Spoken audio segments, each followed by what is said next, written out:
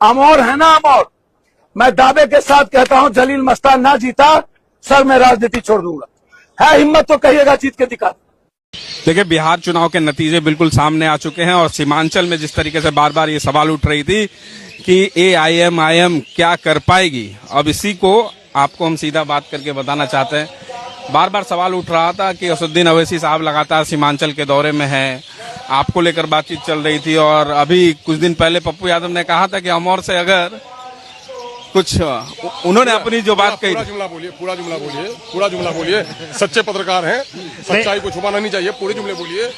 उन्होंने ये कहा था कि अगर अख्तरुल इमाम अमौर से जीत गए तो हम अपनी राजनीति छोड़ देंगे। तो उनसे जाके पूछे कि राजनीति कब छोड़ रहे हैं वो। इतना बड़बोला नहीं होना चाहिए। मैंने भगवान झूठ बोलता है, पप्पू यादव झूठ नहीं बोलता है। क्या हो गया भाई लोगों को, क्या हो गया लोगों को। इतना गुरूर में नहीं रहना चाहिए आदमी को, है ना, इतना गुरूर में नहीं रहना चाहिए आदमी को। अच्छा, शुरू में ये जो बातचीत चल रही थी कि कहीं ना कहीं AIM को अगर जो दायित्व वो चाह रहे थे कि 6 सीट मिल जाए, 12 सीट मिल जाए, लेकिन इंडिया अलायंस ने कहीं उसको तवज्जो नहीं दिया। इंडिया इस्लाम के गुरूर में समुद्र में डूबा हुआ, गुरूर के समुद्र में डूबा हुआ तेजस्वी ने सेकुलर वोट को बर्बाद कर दिया। गठबंधन को डुबाया उसने, गठबंधन को डुबाया अपनी हैकड़ी की वजह से उसने, है ना। सियासी समझ नहीं है उनकी।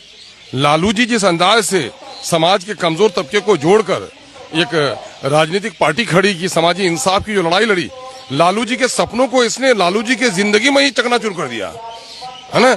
और जो वीकर सेक्शन था, वीकर सेक्शन को कहीं ना कहीं धोखा मिला इनसे। आखिर सीमांचल में क्या फिर से मजबूती से रहना है, क्योंकि बार बार ये सवाल उठता था। है क्या? नहीं, मुझे कौन है यार? नहीं, पिछले बार भी आपके 5 विधायक इधर से उधर हो गए।